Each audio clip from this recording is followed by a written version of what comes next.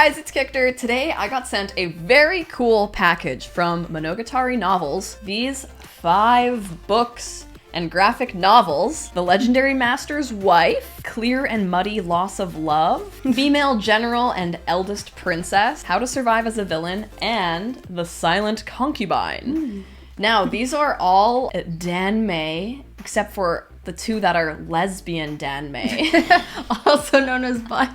Also known as Baiha, yeah. Which is really exciting because I've never read any Baiha novels before. Yeah, we have Baiha at home. The Baiha at home.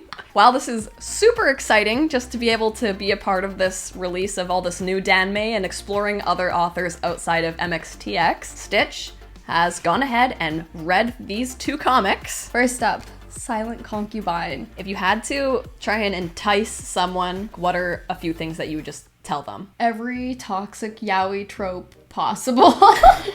Okay. Do you just love seeing someone suffer so much and then like have their hot boyfriend enact revenge for them every step in the way? If you were to warn someone of this graphic novel, what would you warn them of? Definitely not for the faint of heart if you don't enjoy like depictions of torture and aren't okay with a situation that like starts off as like a bit non-con. The premise of it is that there is a ruthless commander prince who has a principal wife, the empress's sister, and a bunch of concubines that have not survived him. The emperor's sister has some protection with her status. She seems to be fine. Everyone else has died though. And so he's out looking for another concubine. Okay, I'm all about like having your problematic fave, but I think I might draw the line at repeated concubine death. Right? So, this is what we're working with here. And so the Shun family gets this sort of invitation that they cannot refuse to send their daughter over to be a concubine. Oh, that sucks. Yeah, and they're like, let's send the beautiful mute servant boy we have instead. Oh, well, that's not fair. Yeah. I mean, it's not fair to anyone. His elderly mother is also a servant in the house, and he just wants her to be able to like be looked after and taken care of. So he doesn't really have a choice but to accept. Oh my god. For her sake. And he goes, I don't know what the family is thinking sending a boy, no matter how beautiful, in replacement of a woman. Like, that's a trope though in Danmei that like this man looks like a woman. For sure. But at some point, once you peel off the clothes and do your concubinely duties, like, I feel like he's gonna find out. Yeah. And I feel like you're gonna get in a little bit of trouble. Is he, like, wearing fake boobs? Nope. I mean, thankfully, big boobies I don't think are in style at the time, so we're good. In the first chapters, like, they get married and immediately the prince commander consummates the marriage with him. So I'm not sure how he's keeping the secret that he's a male, but it hasn't really come up between them so far. And after, by the time we reach the end of the volume, it's been 2 months of fucking and he still hasn't really brought it up, so it must be a non-issue. This is one of those stories that is like super suspenseful and enjoyable and self-indulgent to read, but once you try to explain it, you sound like a terrible, terrible person. Oh yeah. Okay, so just bear with me. The dynamic here is like you have a ruthless beast of a man, okay? Classic, right? We just are assuming right off the bat there has to be some sort of deep, locked up trauma in him to explain why he doesn't care about anyone, okay? Yeah. And we just know that this like innocent, delicate flower of a boy has to be able to like unlock the trauma and make him a better person. We're counting on that right off the bat. And also Shun Yu is a very pitiful protagonist. Like I feel like there's a type of protagonist that is just meant to inspire like pity. He has been abused. He will keep getting abused. He is just set up to be a punching bag for all of the characters, and you really do just like want to see him like coddled and protected at some point. So you're kind of just sort of rooting for him to get to the soft tenderness that he's obviously going to inspire in this like terrible dynamic, okay? But yeah, he's going through it because the official wife is of course a bitch. And she like hates him right off the start. She like secretly torments him, even literally tortures him. Oh my god. Like she gets like her maids like physically torture him. What the hell? Because he cannot say anything. Oh like, my god. Like Shun Yu's also illiterate, like he can't even read or write. The prince commander is absolutely taken with him. Okay? Like he's already an exception, okay? Yeah, he really likes him. And so we get to see like kind of the toxic but enjoyable like possessive side. Okay. Of, like, he only really like tortures him one time. It's fine. It's so funny because like the bar of what we're used to of this, like Hollian devotion. Yeah. And stuff.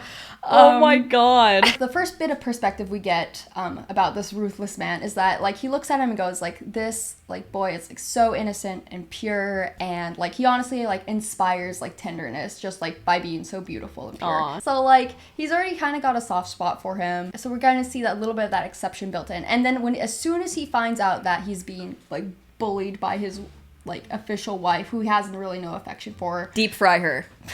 kind of like he can't like super punish her because Emperor's sister, but he absolutely like takes his side, and like you get to see a little bit of that like, oh, like this is the good stuff, right? It's like you get to see Shan Yu get bullied and stuff, but then you're really excited when like all those people get punished. Nice. You know, like it's kind of that like Schadenfreude sort of, I don't know. Yeah. Just like enjoying seeing like the justice and the retribution. Mm-hmm. And there's plenty of that because this poor boy keeps going through it. Now, the thing about Shan Yu also is that he clearly has been so abused all his life that like even the smallest single act of kindness he is willing to take and be like, this person is so nice and good to me, and ignore like all of the other like bad abuses. Like as long as I'm good and perfect, then like then he will be kind to me, and that is like more than anyone's ever done to me. And so he's actually he's already like really kind of in his own way smitten with the Prince Commander, just being like, no one's ever treated me so nicely. Like, boy. Not yet.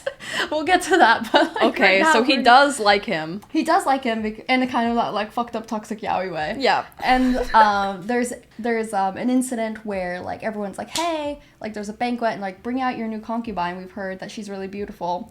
And so like he comes out, and then the wife's like, oh, why don't you perform like a little dance or a song or something, you know, just to entertain us. And so he does a sword dance really well, and I'm not sure if there's any backstory to like explain why he knows how to do this, being just a servant who can't even read, but hey, he's a good dancer.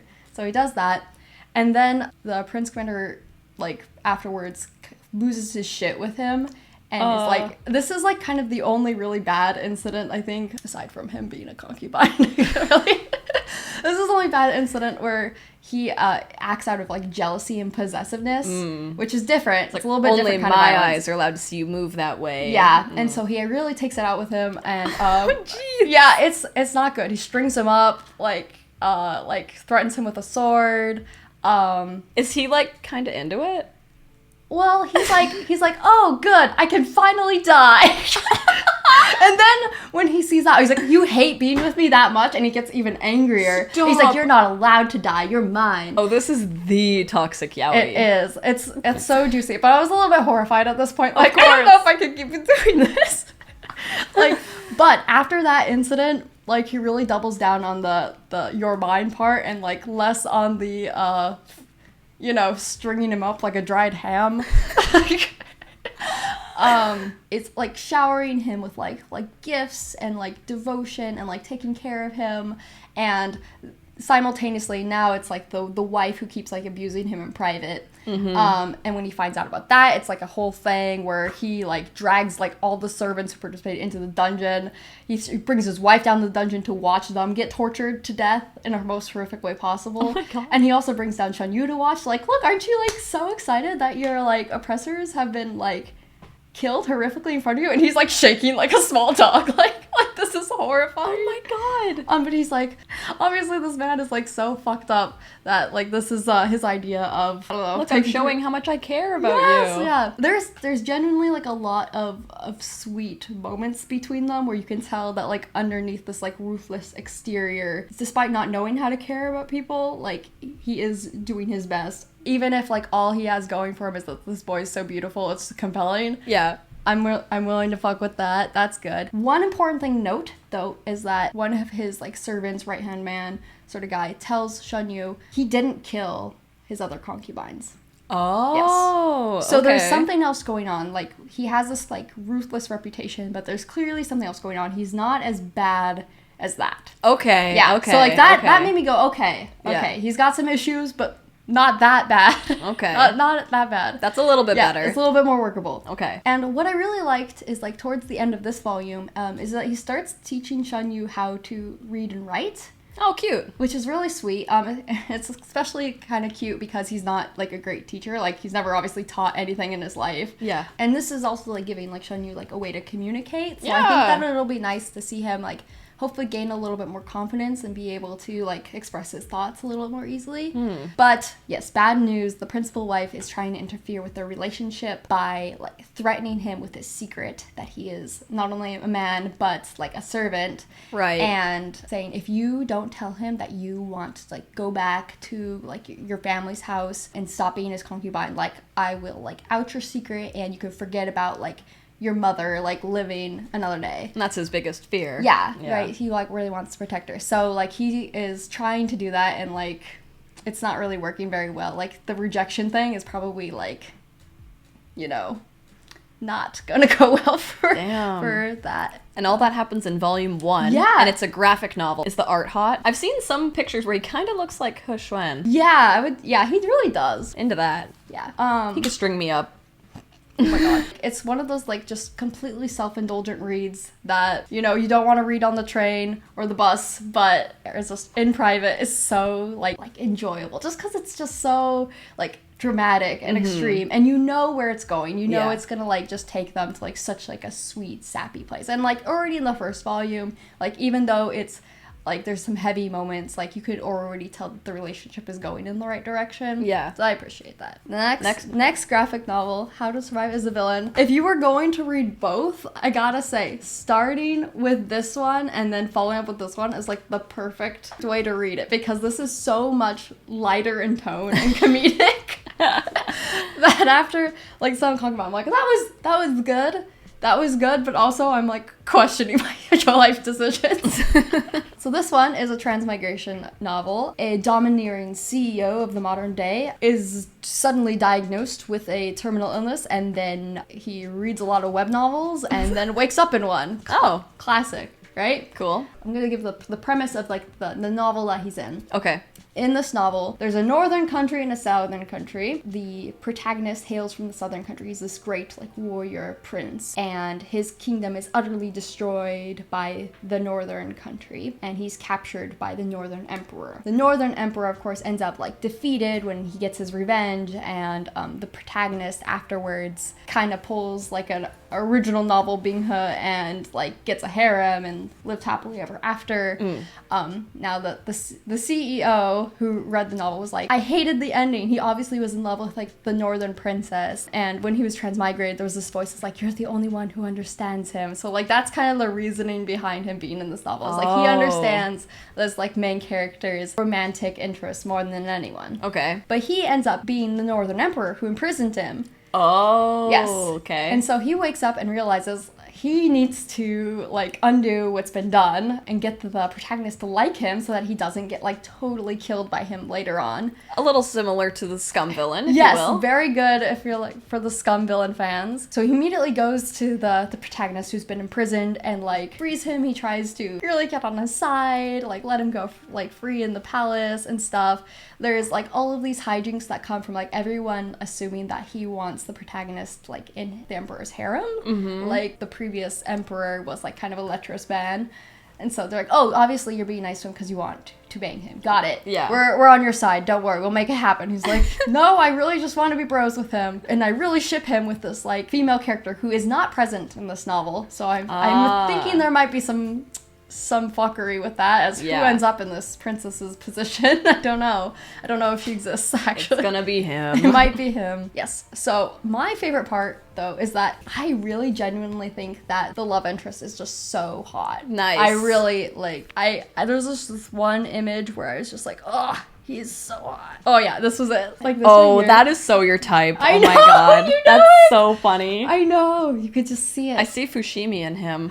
Yes. The angsty, angry, kind of feminine. he's cold, but he also like is a good guy. Love it. So yeah, Yan Heching is the prisoner's name, who is the original protagonist.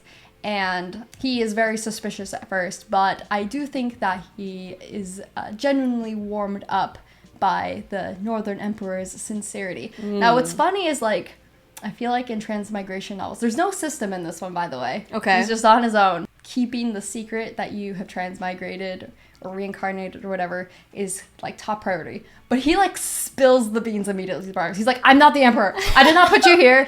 Okay, please, I promise I'm on your side. I come from the future. Okay. And he's just so like, funny. He's staring at him like, he's like, you don't believe me. It's like, but please believe me. So Xiao Yuan, who, like, is the one who transmigrated as the Emperor, he is very unserious. He's, like, just kind of happy-go-lucky, but he also, like, is competent because, like, in his previous life, he was a CEO. So it's, like, a good balance of characteristics there that make him, like, really entertaining. Yeah. And then the other guy's, like, very stone-faced, sort of suspicious, but I think genuinely moved by him. So I think they've it's a little bit of a slower burn, but they've warmed up to each other a little bit. And I think that, I'm sure in the next volume, some more romantic moments might happen. It's gearing up to be, like, definitely, like, a lighter read for historical novels because, like, I think something that's common in a lot of historical novels is a lot of, like, capital punishment and stuff.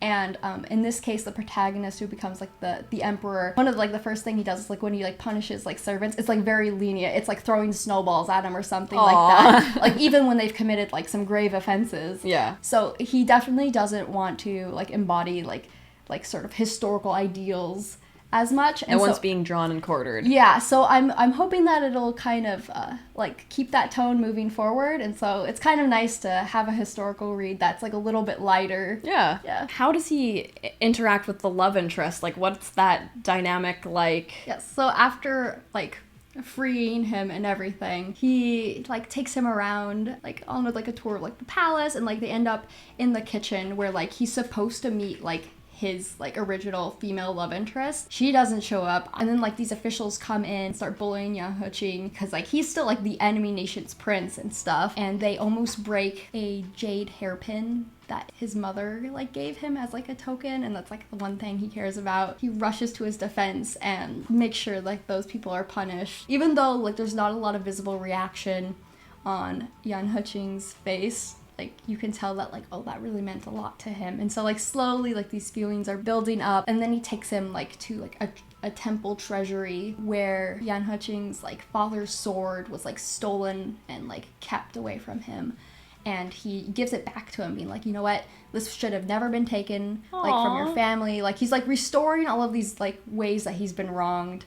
And then he, like, falls and breaks his, like, ankle and has to be carried back on his back. I really think that, like, even though he's the strong and silent type, like, he's gonna be the one to catch feelings first. So I think it's actually really romantic off of the get-go, even though, like, the main character Xiao Yuan is, like, kind of, like, silly, goofy, oblivious and might not realize what's happening for a while. Yeah. Like, this is gonna be good. Nice. Well, if you guys would like to order those volumes or any of these books, be sure to use the code down below to get 15% off, and let us know which novel you would like Stitch to read next. I think we should get some lesbians up in here. I think so too. I'm so excited. Thank you so much, Monogatari, for sending us these novels, and thank you so much for watching. We'll see you guys next time. Bye.